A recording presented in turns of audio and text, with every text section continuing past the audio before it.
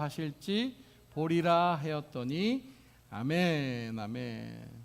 우리 제목 같이 한번 선포해 볼까요? 시작. 왜 하필 그들일까? 라는 제목으로 우리 하박국서 두 번째 시간 함께 같이 귀한 말씀 나누도록 하겠습니다.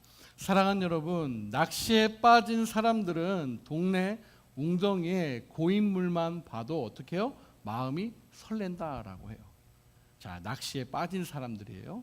낚시에 빠진 사람들은 동네에 그냥 웅덩이만 봐도 저기다가 릴을 딱 던져가지고 낚시를 하고 싶다라는 마음이 든다라고 하더라고요. 골프에 빠진 사람들은 여러분 어떻습니까? 자, 골프에 빠지신 분들도 있었죠. 우리 이영식 사님 잔디만 보면 어떻죠? 저 잔디에서 내가 공을 치면 어디로 가겠다라고 생각을 할 수 있죠. 또 어떻습니까? 당구에, 저가 고등학교 때, 중고등학교 때 당구에 이렇게 조금 집중된 시간이 있었어요. 당구만 보면 어떻게 됩니까? 누워서 이렇게 있으면 당구대가 이렇게 계산이 되는 것이 있습니다.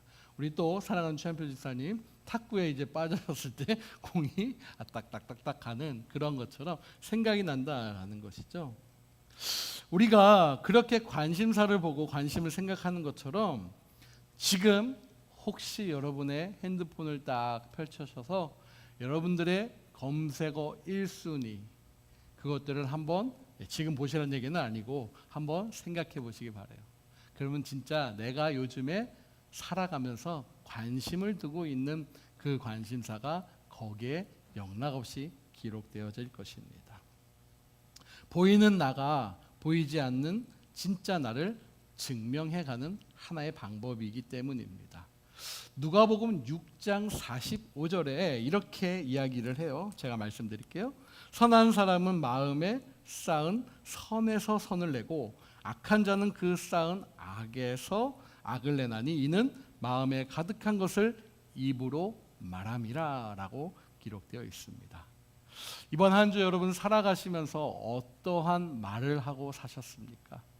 내 입에서 나오는 이번 한 주 더워 저도 더워를 제일 많이 말했던 것 같아요.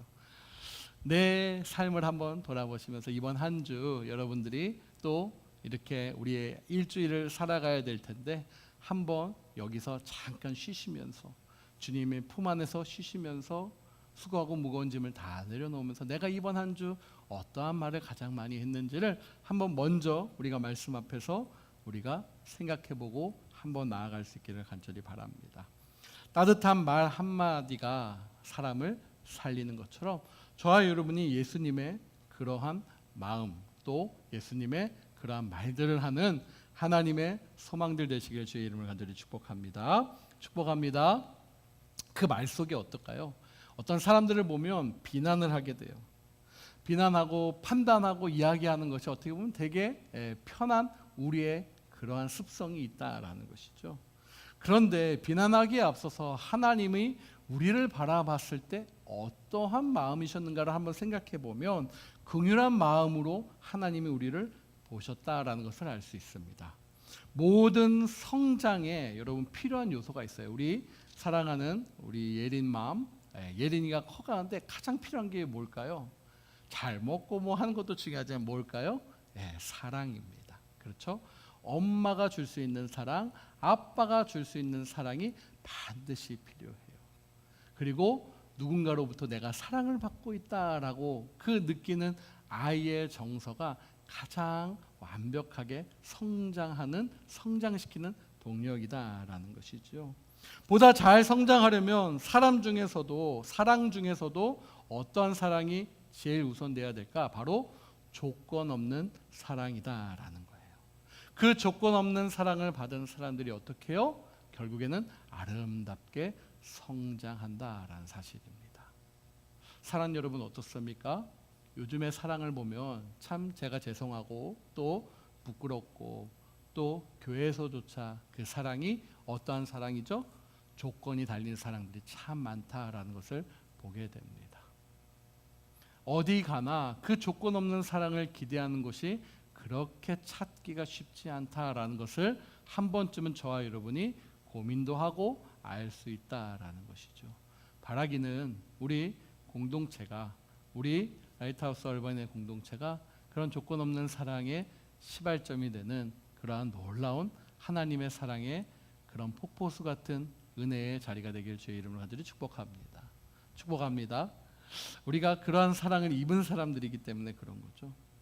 예수님의 사역을 한번 보시면 어떻죠, 여러분? 마태, 마가복음, 누가복음 쭉 우리가 다 봐서 알겠지만 누군가를 고치시고 회복시키시고 또 어김없이 주님이 그들을 살리실 때는 첫 번째로 느끼시는 감정이 있었어요. 어떠한 감정입니까? 불쌍히 여기시는 감정이다라는 거예요. 그리고 그들을 치유시키시고 회복시킨 것은 예수님의 어떠한 놀라운 탁월한 논리나 지식과 힘에 나타나는 권위가 아니라 아무런 조건 없이 사랑하는 그 사랑 때문에 그 제자들이 변했고 그 많은 사람들이 변했다라는 사실입니다. 조건 없는 사랑, 그만큼 중요한 것이죠. 결국에는 이 세상에 도대체 왜 이러시나, 도대체 이 세상이 어떻게 되려고 이렇게 하나라고 비판하고 우리가 판단하기에 앞서서 답이 없다라고 말하기에 앞서서 답이 없다 말하지 말고 사랑이 답이다라는 사실을 기억하고 저와 여러분이 그렇게 마음껏 가족끼리 또 우리 공동체끼리 또 우리 주변의 동료와 우리 함께하는 모든 이들에게 아낌없이 그 사랑을 주는 저와 여러분 되시기를 주의 이름으로 간절히 축복합니다. 축복합니다. 축복합니다. 아멘, 아멘. 저부터 그렇게 할게요. 저부터 아낌없는 사랑을 주도록 100번 노력해 보겠습니다. 어저께도 아낌없는 사랑을 주려고 참 노력을 많이 했습니다. 그래서 제 몸이 부서져도 그 아낌없는 사랑 속에서 누군가가 편할 수 있고 누군가가 함께 할 수 있다면 그런 마음이었어요. 진짜로. 저는 여러분들을 그렇게 사랑하려고 노력해 보겠습니다. 내 인간의 노력이 아니에요. 왜요? 한 가지예요. 하나님이 저를 조건 없이 사랑해 주셨기 때문에. 하나님이 우리 권사님과 집사님을 조건 없이 사랑하셨기 때문에. 하나님이 우리 사랑하는 형제 자매를 조건 없이 사랑해 주셨기 때문에. 그렇게 하나님이 저와 여러분을 사랑하신 것입니다. 우리가 하박국서를 보고 있죠. 하박국서 보셔서 알겠지만 어떻습니까? 선지자가 활동하는 그 시기는 지난주에 말씀 기억해 보시면 대외적으로 어떤 위치였어요? 유다가 샌드위치 된 위치였어요. 이 강호국들 사이에서 도무지 해결할 그러한 방법이 보이지 않는 그러한 시점이었습니다. 급부상하고 있는 바벨론, 그리고 메소포타미아의 그 시작으로 된 메데 지역과 연합해서 쇠퇴기에 접어들었던 아수르를 멸망시키면서 그 바벨론이 신흥 강국으로 등장하고 있던 시기였어요.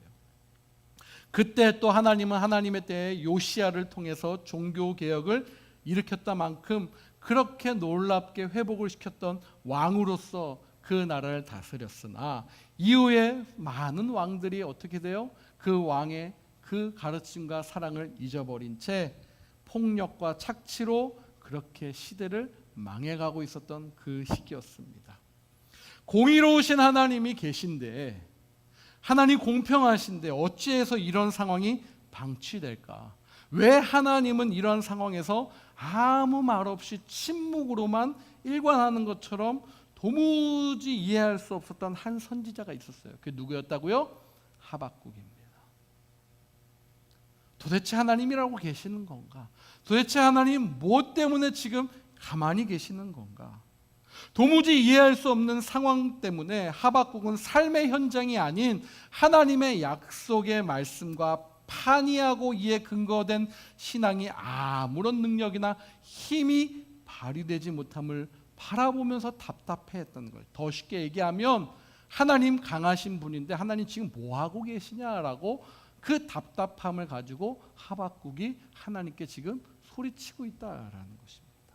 따지고 있는 것이죠. 그래서 오늘까지 읽은 이 1장은 하나님께서 찾아오셔서 부르시고 선포하신 말씀을 기록한 어느 다른 선지자들의 선지서, 이사야 선지서, 예레미야 선지서, 이런 선지서와는 달리 다른 형식이었어요. 처음부터 하나님께 따지고 들어가는 그러한 방식을 취한 그 말씀이 하박국서입니다. 짧지만 그렇게 요약이 되어 가고 있어요. 하박국의 질문의 요지는 두 가지입니다. 첫 번째는 세상은 마치 하나님께서 없는 것처럼 지금 행하고 있는데 과연 하나님의 공의로운 통치는 어떻게 되고 있는 건가? 두 번째는 간청하고 하나님의 사람들이 부르짖어도 응답이 없으니 하나님은 기도에 응답하실 것을 분명히 약속하신 하나님인데 너는 내게 뭐하라? 부르짖으라 라고 말씀하시고 약속하신 그 하나님이신데 그러면 어떻게 그 약속을 우리가 확인할 것인가 라고 하는 그 질문을 하박국이 하박국서를 통해 던지고 있는 것입니다. 근데 여러분 어떻습니까? 제 마음에도 똑같은 심정이었어요. 하박국서를 보면서 하나님 앞에 그렇게 나아가게 되더라고요. 하나님 도대체 이 시대가 점점 악해지고 교회의 권위는 땅바닥으로 떨어지고 하고 있고 이미 제가 한국에 있는 우리 사역자들과 좀 얘기 나눌 때 정말로 제 머릿속을 강탄 잊지 못하는 그러한 수준의 이야기들을 제가 들었어요. 한국에서 우리가 그래도 기독교라고 하면 교회라고 하면 그래도 조금 아무리 밑바닥이어도 그 정도까지로 그렇게 여겨지진 않았는데 이미 우리가 경계하고 우리가 그렇게 경계했던 이단과 별 다를 바 없는 그러한 집단으로 지금 젊은 세대부터 막 취급을 받고 있는 현실이다. 물론 제가 어떠한 교계를 대표하는 목사나 그런 위치도 되지도 않지만 그런데 제 마음이 그런 거예요. 도대체 하나님 이렇게 돼가고 있는데 그리고 그렇게 돼가고 있는 상황 속에서 그러한 공동체가 아니라 정말로 살아계신 하나님만을 증거하고 나타내고 하나님만을 예배하고 정말로 이민 땅에서 정말로 구별된 하나님의 사람들과 함께 같이 그러한 약속의 공동체를 세우고 싶어 해서 개척을 했던 제 마음과 하박국의 심정이 어찌 보면 되게 딱 맞아 떨어져 있는 것 같았다. 1년이 지났는데 하나님 도대체 뭐하고 계시는 겁니까? 도대체 하나님 어찌 됨입니까? 그렇다라고 우리가 노력을 하는 것도 아닙니다.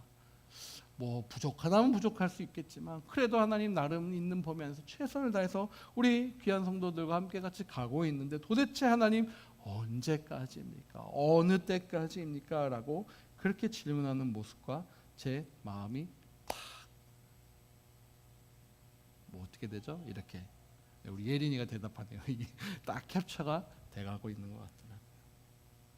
더 크게는 세상의 빛과 소금이 되어야 할 교회가 세상에 대한 책임을 망각할 뿐 아니라 교회에서 알량한 권력과 힘의 다툼, 세상의 복에만 혈안되어 있는 그러한 모습들. 이 코로나라는 큰 하나님의 섭리 속에 있었던 이후에 성도들이 더욱더 거룩함을 가지고 공의를 회복하도록 그렇게 노력해야 될 그러한 하나님의 교회의 모습이 온데간데 없는 그러한 현실 속에 저와 여러분이 있는 것은 아닐까. 자, 그러면 어떻게 해야 될까? 전혀 예상하지 못했던 이 암다운 현실에 우리가 직면할 때 우리의 신앙과 우리의 믿음에 어떻게 보면 되게 무기력한 이 상황 속에서 분노하고 화내기보다는 어떻게 그러면 우리가 다 아는 하박국의 그 신실한 고백처럼 구원의 하나님으로 인해 기뻐할 수 있는지를 오늘 말씀을 통해서 저 여러분이 이 하박국서를 통해서 짧지만 깊게 들어갈 수 있는 그 은혜의 시간이 되시기를 주의 이름으로 간절히 축복합니다. 축복합니다. 축복합니다. 현대판 개미와 배짱이 얘기 아세요? 개미와 배짱이 얘기 어떻죠? 여름에 부지런히 일을 해서 무엇을 준비하는 거죠? 겨울을 준비하는 거죠. 아름다운 이야기입니다. 배짱이는 어떻습니까? 여름에 이 뜨거운 지금 이 90도 100도가 되는 이 여름에 기타를 치면서 즐겁게 놀다가 겨울이 되자 먹을 것이 없어서 어떻게 되죠? 망해서 쫄딱 굶어 죽는다라는 것이 우리가 알고 있는 그러한 이야기입니다. 그런데 지금의 개미와 배짱이 얘기에 대해서 여러분 아세요? 개미는 여름에 너무 열심히 일만 하다가 관절염에 걸려서 이것도 하고 저것도 하지도 못하고 끙끙대다가 병원비에 시달려서 완전하게 파산하고 죽게 되었다라는 그러한 이야기고요. 배짱이는 여름 내내 펑펑 놀다가 가을에 어떻게 그 시적인 그 음율과 또 따스한 그러한 멜로디가 갑자기 생각나서 그것을 녹음해서 음반을 내서 대박을 터뜨렸다라는 그러한 이야기입니다. 어떻죠? 지금 한마디로 내가 노력하고 뿌린 대로 씨를 거두면 일어난다 안 일어난다? 일어난다 안 일어난다? 일어나는 시대가 아니다라는 거예요. 뿌린 대로 거두는 시대는 아니다. 사랑하는 여러분 어때요? 정말로 여러분 그런 시대 속에 저와 여러분 있지 않습니까?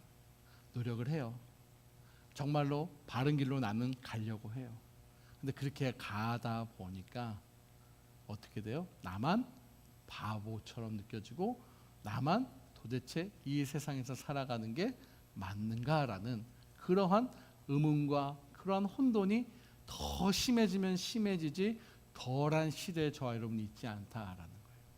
근데 세상은 뭐라고 그러죠? 이미 어저께 제가 이야기 나누면서 여러분 놀라지 마십시오. 70세 전인 69세까지는 청년기. 할렐루야.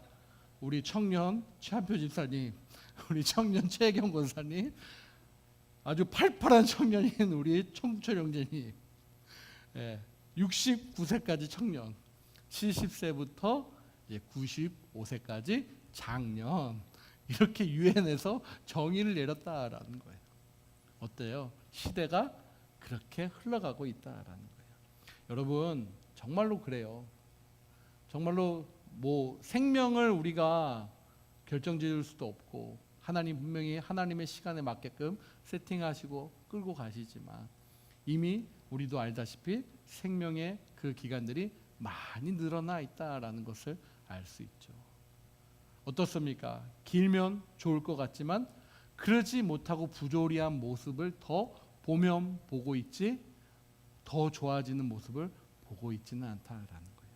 즉 제가 말씀드리고 싶은 가장 큰 핵심의 이야기는 내가 보는 것만이 내가 보는 관점에서만이 그 완벽한 모습으로서의 아름다운 세상이 열리는 시기가 오지 않는다라는 것을 우리가 인식해야 된다라는 거예요. 그러면서 주님이 뭐라고 말씀하십니까? 믿음으로 그 모든 것들을 이루는 그 크신 하나님의 일을 바라보라라고 말씀하십니다.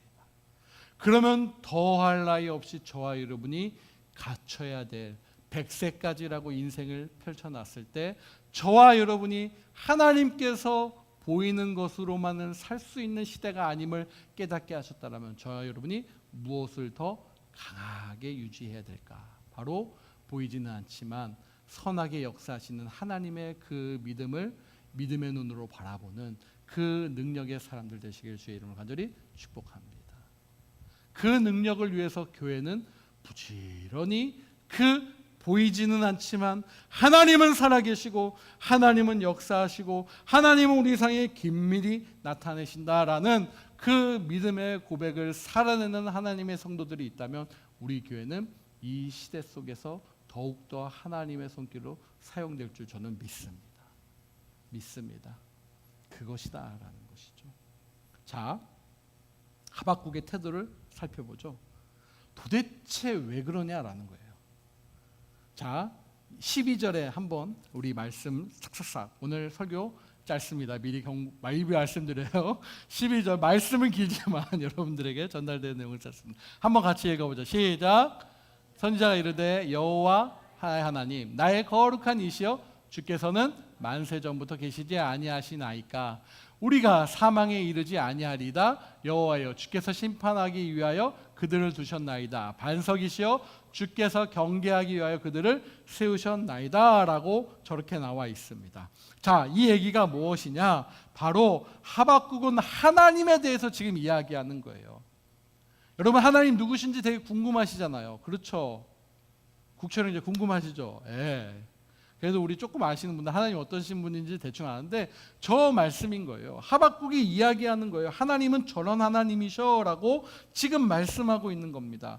여기서 하나님의 그 속성, 하박국이 의식하고 나의 하나님은 이런 하나님이야 라고 말씀하는 그 배경은 바로 출애굽 당시의 하나님의 모습입니다. 출애굽 당시에 하나님에 대해서 하박국이 이야기하는 거예요. 이스라엘의 그 놀라운 과거의 위대한 역사를 회고하면서 들으면서 믿음은 무엇에서 나며 들음에서 남이라. 그 수많은 선지자들의 그 고백들을 들었어요. 선지자들 그리고 수많은 선배들 인생의 그런 조상들로부터 들은 이야기들의 그 하나님을 지금 하박국이 뭐예요? 믿는 믿음으로 고백하고 있는 거예요. 그러면 하박국은 바른 믿음의 사람입니까? 아닙니까? 바른 믿음의 사람이죠. 그렇죠? 하나님을 직접 경험하지 못했어요. 출애굽 당시 하박국은 존재하지 않았잖아요. 근데 그 하박국을 뭘 지금 하나님에 대해서 지금 하박국이 무엇으로 얘기해요? 저런 하나님이다라고 지금 이야기하고 있는 거예요. 하나님 이런 하나님이시지 않습니까? 믿음의 신앙의 고백을 지금 하박국이 하고 있는 것이다라는 것이죠. 여기서 보면 여호와여 주께서 심판하시기 위해 그들을 세워두셨습니다라고 말하고 있죠. 반석이시여 주께서 경계하기 위하여 그를 세우셨다라고 이야기합니다. 적어도 이 구절에서 바벨론을 들어 사용하시는 하나님의 의도를 나름 이해하고 있는 거예요. 야, 지금 하나님이 저렇게 일하시려고 하시는구나라고 이 하박국은 이해한 것처럼 보여요. 심판과 경계를 지금 이야기하는 거예요. 하나님은 심판자시잖아요. 하나님은 경계를 중요하게 여기시잖아요. 그러기 위해서 심판과 경계를 위해서 누구를 사용하고 계세요? 이 바벨론 갈대아 민족들을 지금 사용하고 계시는군요 라고 지금 이야기하는 겁니다. 심판은 히브리어로 미시파트예요. 그 미시파트는 무질서한 것들을 다 어떻게 해요? 제거한다라는 거예요. 무엇을 제거한다고요, 여러분? 무질서한 것들을 제거한다라는 거예요. 그게 하나님의 뭐예요? 심판이에요. 여러분, 심판을 두렵게 생각하지 마세요. 하나님의 심판은 막 우리도 모르게 심판하면 어떻죠? 이렇게 염라대왕 의자처럼 딱 앉으셔가지고 딱 해가지고 그냥 끝나는. 근데 어찌 보면 그 모습도 비슷한데 하나님의 심판은 뭐예요? 무질서한 것들을 제거하신다라는 그 심판의 원어적 의미가 있다고요. 그러니까 여러분 어떻습니까? 하나님께서 나를 심판하신다라는 게 두렵잖아요. 근데 그 하나님의 심판은 우리가 어떻게 인식해야 돼요? 아, 내 안에 하나님으로 가고 싶을 때, 하나님을 의지하고 싶을 때 그 하나님의 질서를 무너뜨리는 욕심, 하나님의 질서를 망각하게 하는 나의 욕망, 그런 것이 있으면 하나님이 그것들을 심판하시겠구나라고 그렇게 인식하시면 된다라는 말씀이에요. 이와 대조를 보고 있는 단어가 있죠. 제가 뭐라고 했죠? 심판과 뭐요? 심판과 경계. 이 경계는 호카흐라는 단어예요. 히브리어로. 한마디로 뭐예요? 옳고 정의로운 것을 하나님의 질서로 정립시킨다라는 거예요. 자, 여러분, 심판은 뭐라고요? 불필요한 것들을 제거시키시는 거예요. 그럼 하나님의 경계는 뭐예요? 올바로 그 자리에 맞게끔 딱 하나님이 정립시키시는 것을 의미해요. 그러니까 하나님의 질서를 회복시킨다라는 말씀이죠. 심판은 하나님으로 내가 가기 위해서 하나님의 보시기에 불필요하고 불순물 같은 것들을 제거하시는 것을 의미합니다. 하나님의 그 경계는 하나님께서 온전하게 하나님으로 갈 수 있는 그 길을 세우는 것을 의미해요. 옳고 정의로운 것을 정립한다라는 의미예요. 즉 법률적인 의미가 더 센 것이죠. 경계라는 단어가. 그러니까 하박국은 지금 역사 속에서 함께했던 하나님을 인정했어요. 그리고 하나님께서 심판도 하셨고 경계를 가지고 계시다라는 사실을 하박국은 받아들이고 있는 거예요. 그래서 지금 저 갈대아 사람들을 일으켜서 지금 이 유다 백성을 하나님께서 심판하신다라고 느끼고 있는 것처럼 보여요. 그런데 여기서 문제가 생겨요. 그런데 받아들이는 것까지 알겠어요. 근데 왜 저 바벨론의 무자비한 갈대인들이냐라는 게 하박국의 포인트였습니다. 하나님, 그러한 하나님이신 거 제가 이해해요. 그런데 쟤는 아니잖아요. 하나님, 쟤는 아니잖아요. 여기에 뭐가 있죠? 나로 하여금 그래도 쟤보다는 내가 낫다라고 하는 우월감들이 있다라는 거예요. 하나님 왜 저들입니까? 쟤는 아니잖아요. 저거는 아니죠. 왜 하필 저 사람들이냐? 13절에 있습니다. 13절 한번 같이 읽어보죠. 13절에 오늘 본문 말씀 시작. 주께서는 눈이 정결하심으로 악을 참아보지 못하시며 폐역을 참아보지 못하시거늘 어찌하여 악인이 자기보다 의로운 사람을 삼키는데도, 여러분 이게 이해가 되시죠? 제가 말씀드리니까. 자, 주님 눈 뜨세요. 눈 있으시잖아요. 제가 지금 연기해 드리는 거예요, 여러분. 주님 눈이 지금 침침하세요? 눈 똑바로 뜨세요. 주님 어떠한 눈을 가지신 분이세요? 라고 지금 하박국이 이야기하는 거예요. 주님 쟤네들이라니까요. 다른 사람들 아니에요. 주님, 자 우리 주님 정신 차리자라고 지금 하박국이 이야기하는 표현이에요. 제 이 뉘앙스를 여러분 아시겠죠? 유다가 지금 잘못하는 거 알겠다라는 거예요. 우리 민족이. 그런데 그걸 혼내기 위해서 하나님 쟤들을 사용한다? 하나님 이거는 아니잖아요. 하나님 당신의 눈은 정결하신 분 아닙니까? 악을 참지 못하시고 폐악을 견디지 못하시는 분 아닙니까? 그런데 왜 도대체 왜라는 질문을 저 13절로 하박국은 하고 있는 것이냐. 자, 14절에 이어요. 14절입니다.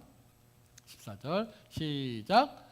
주께서 어찌하여 사람을 바다의 고기 같게 하시며 다스리는 자 없는 벌레 같게 하십니까? 여기서 제일 중요한 표현에 하박국의 악센트가 있는 표현은 바로 저 어찌하여입니다. 어찌하여. 한마디로 뭐예요? 저 바다의 고기 뭐 이런 얘기를, 벌레 이야기는 뭐예요? 도대체 우리를 저만큼 여기시냐라고 반문하고 있는 거예요. 다스리는 자 없는 벌레. 벌레는 누가 통치하잖아요. 그냥 강한 자가 와서 쓸어버리면 여러분 어떻게 해요? 벌레 여러분 오시면 팍팍 쳐내잖아요. 그런 벌레예요. 하나님 우리를 바라보신다면서요. 하나님 우리를 생각하신다면서요. 하나님 나를 위해서 이 민족을 일으키셨다면서요. 이스라엘 민족을 하나님께서 선택하셨다면서요. 근데 왜 우리를 저 넓은 바다의 수많은 고기처럼, 하나님 저 들판에 강한 육식의 그러한 동물들의 그 걸리적거리는 곤충들처럼, 벌레처럼 우리를 지금 대하시냐라고 누가요? 하박국이 지금 하나님께 이야기하고 있는 것이에요. 여러분, 이러한 상황 가운데 우리가 놓여 있는 것 같다면, 물론 말하지 않으셔도 제가 조금 공감하는 부분들이 있고요. 또 그러한 상황들이 앞으로 우리 인생들 속에 펼쳐지지 않으리라는 법을 제가 말씀드리지는 않겠어요. 어찌 보면 우리 공동체도 제 안에서는 그런 모습처럼 보였던 것 같아요. 그렇게 이야기하는 이 하박국의 질문과 저 표현은 어찌 보면 제 마음과도 통하는 것처럼 보입니다. 그런데 하나님의 말씀은 정말로 위대하신 게, 여기서 놓쳐야 돼서는 안 되는 포인트를 하나님께서 말씀하고 있습니다. 하박국의 고민과 그 하박국의 진지함에는 뭐가 있냐? 유다 백성은 반드시 하나님이 이렇게 사용하셔야 한다라는 고정적인 관념이 그 하박국 삶 속에, 말 속에, 그의 모든 행동 속에 들어가 있다라는 사실이에요. 우리는 하나님께서 친히 택하신 뭐예요? 선민이다라는 거예요. 저들이 우리를 징계하는 것은 허용할 수 없다라는 그 우리도 모르는 그러한 부분들이 우리 안에 다 있다라는 거예요. 사랑하는 여러분, 그렇지만 하박국은 지금 하나님을 해석하고 경험한 자신의 틀 속에서 그 가둬놓고 하나님을 표현하고 있는 것입니다. 저도 그러한 억울함과 또 그러한 환경적, 이보다는 덜할 수는 있어도 그러한 상황 속에서 나도 모르게 내 경험과, 하나님 여기까지는 아니잖아요. 아니 도대체 이건 아니잖아요 라고 하는 것들을 제가 가만히 제 입에서 한 얘기들을 보면 뭐예요? 이 정도쯤이면 괜찮은 것 같은데, 내가 이렇게까지 헌신한 것 같은데 하나님 저보고 더 어떻게 하라고요? 저 진짜 죽으라는 말씀입니까? 라고 하는, 저도 모르게 하나님은 그래도 이 정도까지 하시겠지라고 하는 그러한 부분의 생각이 제 머릿속에, 제 마음속에, 경험 속에 있다라는 사실이에요. 중요한 사실이 있습니다. 하나님은 나보다 더 크십니다. 아멘이십니까? 하나님은 나보다 더 크십니다. 하나님은 나보다 나를 더 사랑하십니다. 시편 139편의 그 고백이 이번 한 주의 제 찬양의 고백이었어요. 나보다 나를 더 잘 아시는 주님. 하나님은 우리를 가장 좋은 길로 인도하시기를 매우 매우 좋아하십니다. 아멘이십니까? 예레미야 18장 1절에서 6절로 읽고 이제 말씀을 마쳐갈 텐데요. 동일하게 예레미야가 어떠한 시대를 살았고 어떠한 고민이 있었는지를 딱 보여주는 말씀이에요. 예레미야 18장 1절에서 6절 화면에 있을 텐데 함께 같이 읽어보죠. 시작. 여호와께로부터 예레미야에게 임한 말씀에 이르시되 너는 일어나 토기장이의 집으로 내려가라. 내가 거기에서 내 말을 내게 들려주기로 하시기로. 내가 토기장이의 집으로 내려가서 본즉 그가 농로로 일을 하는데 진흙으로 만든 그릇이 토기장이의 손에서 터짐에 그가 그것으로 자기 의견에 좋은 대로 다른 그릇을 만들더라. 그때 여호와의 말씀이 내게 임하니라 이르시되 여호와의 말씀이니라 이스라엘 족속아 이 토기장이가 하는 것 같이 내가 능히 너희에게 행하지 못하겠느냐. 이스라엘 족속아 진흙이 토기장의 손에 있음 같이. 아멘, 아멘. 예레미야도 지금 같은 의문을 가지고 있었던 것이었어요. 이 의문은 지금 하박국이 던지는 의문과 마찬가지의 의문입니다. 하나님이 예레미야에게 시키십니다. 어디로 내려가라? 토기장의 집으로 내려가 보라. 그때 예레미야에게 토기장의 집으로 내려가라고 하신 하나님, 그런데 진흙으로 만든 그 토기가 어떻게 해요? 토기장의 손에서 터져버린 거예요. 쓸모가 없어진 거예요. 진흙으로 잘 만든 토기가 없어진 것입니다. 이 말의 의미가 여러분 무엇입니까? 지금 갈대아인의 손에 던져진 자신들의 상황과 매우 흡사하다라는 거예요. 지금 우리가 열심히 해가는데 성도들이 없고 교회는 더욱더 쇠락해져 가고 있는 것 같이 보이는 지금 우리의 상황과 비슷해 보이는 것처럼 보인다라는 거예요. 못 쓰게 되었다라는 거예요. 그런데 그 터진 토기로 토기장이가 다시 무엇을 하더라? 그릇을 만들더라. 그런 것처럼 우리가 읽은 그 예레미야의 6절에 너희가 내 손에 있다라고 주님이 오늘 저와 여러분에게 말씀으로 말씀해 주시는 것입니다. 토기장이가 하는 것 같이 누구도요? 하나님이신 나도, 하나님 자신도 그렇게 충분히 할 수 있는 하나님이시다라는 거예요. 더 좋은 그릇으로 하나님의 때 하나님이 만드시겠다라는 말씀입니다. 이게 바로 누가요? 우리가 믿는, 믿음으로 믿는 하나님께서 하시는 일이다라는 것입니다. 하나님은 그러한 하나님이십니다. 자, 적용해보죠. 그 선지자의 고백 속에 선지자가 어떻게 그러면 how to do, 하나님 나 이제 어떻게 하면 될까요? 그 하나님을 알았어요. 하나님을 경험했어요. 그럼 이제 제가 할 수 있는 것은 무엇입니까? 라고 그렇게 나와야 되는 게 우리의 자세겠죠. 2장 1절입니다. 2장 1절 한번 같이 읽어보겠습니다. 하박국서 2장 1절의 말씀 시작. 내가 내 파수하는 곳에 서며 성루에 서리라. 그가 내게 무엇이라 말씀하실는지 기다리고 바라보며 나의 질문에 어떻게 대답하실는지.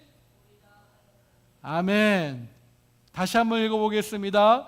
내가 내 파수하는 곳에 서며 성루에 서리라. 그가 내게 무엇이라 말씀하실는지 기다리고 바라보며 나의 질문에 대하여 어떻게 대답하실는지 보리라 하였더라. 아멘. 아멘. 우리 모두가 하박국을 사랑하는 이유가 여기에 있어야 되는 줄 믿습니다. 왜요? 하박국이 뭐라고 합니까? 진지함으로 들어가서 결국에는 지금 하나님께 감사로서 표현하고 있는 것이기 때문이에요. 신앙에 아름다운 일희일보의 진보가 있는 그 선지자이기 때문입니다. 내 생각을 지금 바꿀 줄 아는 선지자라는 것이에요. 내 고정관념을 바꿀 줄 알고 적용하는 선지자였다는 거예요. 하나님 앞에 자신의 생각을 다 내려놓고 어떻게 합니까? 파수하는 곳에, 전쟁으로 이미 바벨론의 그 어마무시한 군대가 쳐들어오는 그 한복판의 파수꾼이에요. 파수하는 곳은 뭐예요? 한마디로 정찰대예요. 가장 먼저 적이 오는 것이 보여요. 그 어마어마한 먼지대와 같은 그 군대가 내 눈앞에서 오는 그 위협감 속에 내가 거기에 뭐하리라? 서리라. 그리고 나의 하나님, 나의 주님이 뭐라고 어떻게 일하시고 어떻게 하실지 내가 기다리고 어떠한 행동도 하지 않고 하나님이 하실 일을 기다리고 바라보며 내가 던졌던 그 어리숙한 질문에 어떻게 대답하시는지 내가 보겠습니다 라고 고백하고 있는 하박국 선지자입니다. 사랑하는 여러분, 지금 이 시대는 정말로 깊게 생각하고 정말로 하나님 앞에 진지하게 나가는 법을 점점 잃어가고 있는 것이 사실입니다. 즉각적이고 빠르고 가벼운 것이 대신하고 있는 것처럼 보이는 시대에 저와 여러분이 있습니다. 그런데 하박국의 시대를 바라보는 이 진지함과 통찰력을 저와 여러분이 가질 수 있는 저와 여러분, 우리 모든 라이트하우스의 가족들 다 되시기를 주의 이름으로 간절히 축복합니다. 그게 어찌 보면 되게 아름다운 신앙의 모습이다라는 거예요. 보이지 않아요, 여러분. 느껴지지 않아요. 그런데 우리는 믿음의 눈으로 저 구름대같이 와도 내 뒤에 천군 천사가 저들을 한 방에 쓰러뜨려 버릴 수 있는 그 하나님을 보고 있는 그 파수꾼의 망대에 서 있는 하박국처럼 저와 여러분이 그런 사람 되기를 저는 간절히 축복합니다. 그 하나님의 한 사람이 있으면 하나님은 그 한 사람과 일하시겠다라고 말씀하시는 거예요. 오늘도 저와 여러분이 그 한 사람, 내가 그 한 사람 됩니다. 예배가 무너져 있는 것 같고 예배가 완전히 쓰러져 있는 것 같은 그 자리에 나를 하나님이 보내신 이유는 내가 그 한 사람 되기 위함이다. 내가 하나님을 진실하게 예배하는 그 한 사람으로 하나님이 우리를 선택하셨다라는 말씀입니다. 우리가 이 시간 기도하시면서 짧지만 오늘의 이 말씀을 생각하면서 하나님, 주님은 강한 성루, 그 성루에 서 있는 내가 사람들은 바보 같고 도대체 뭐하냐고 손가락질 할지 모르지만 도대체 거기서 뭐하고 있느냐라고 비판할지 모르지만 주님은 나의 강한 성루, 그 주님이 하실